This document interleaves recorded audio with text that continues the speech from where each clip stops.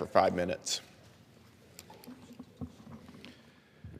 Mr. Speaker, food costs are sky high and regular people are struggling to put dinner on the table for their families. More and more people are relying on emergency food assistance at food banks and food pantries just to survive.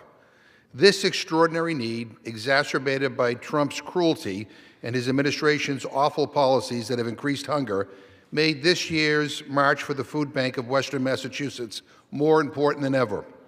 Every November, an incredible team of anti-hunger advocates, concerned neighbors, and federal, state, and local officials embark on a 43-mile walk to raise funds for and awareness about the terrible problem of hunger.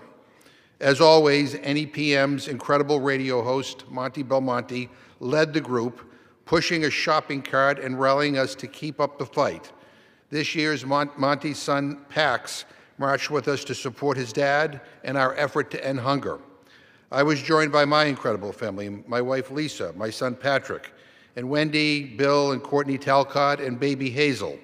Their support and commitment to the cause of ending hunger means the world to me. And I'm grateful to Congressman Richie Neal and former Congressman Joe Kennedy for joining the march.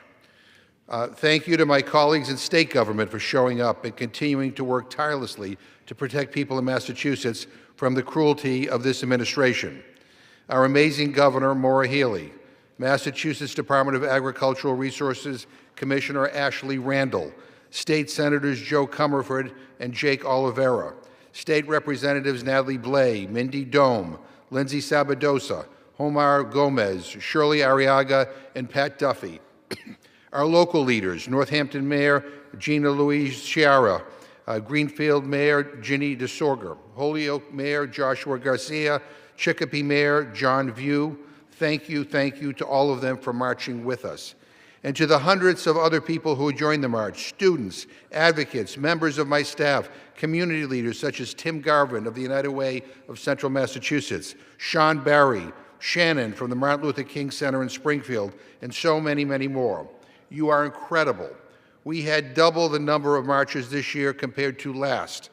And along the way, the marchers stopped by some of the incredible food pantries who serve the people of Western Massachusetts. The Amherst Survival Center, UMass Amherst Campus Pantry, Stone Soup Cafe, Kate's Kitchen and Providence Ministries, and Lorraine's Soup Kitchen.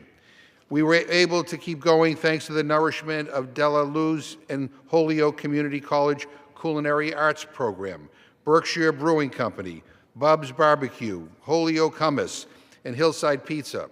And a shout out to Dean's Beans Coffee for keeping us caffeinated during the entire march.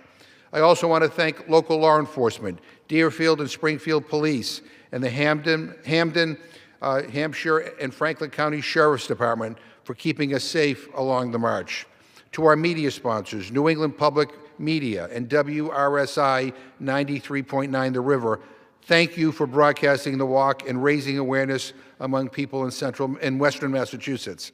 And to my friend Andrew Morehouse of the Food Bank of Western Massachusetts and his entire team, particularly the development team, I am so grateful for all you do to improve food security among people in Western Massachusetts and for your work in organizing this incredible event every single year. This march is tough. The days are very long and we were exhausted by the end of it, but it is nothing compared to the struggle people in poverty face every single day just trying to survive in the United States of America, the richest country in the history of the world.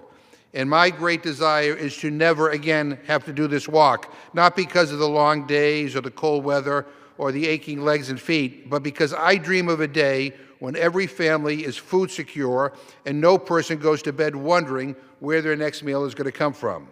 Sadly, we are further from that goal today than we were a year ago. The Trump administration and the Republicans in Congress have taken a sledgehammer to basic needs programs that help regular people afford food. They have completely ignored rising costs and the needs of real people, instituting the largest cuts to health care and food assistance in American history, all to give tax breaks to the wealthiest people in this country. This year's march raised nearly $1 million, and that's a lot of money, but it's nowhere near enough to make up for the cuts imposed by Trump's big ugly bill. Charity alone has never, will never, can never make up for the hundreds of billions of dollars in federal cuts. Ending hunger requires strong federal investments in basic needs programs and a strategy championed by the federal government. But until we have a government that is willing to meaningfully invest in basic needs programs, we will continue to march in support of a future where we are able to finally end hunger now. I yield back.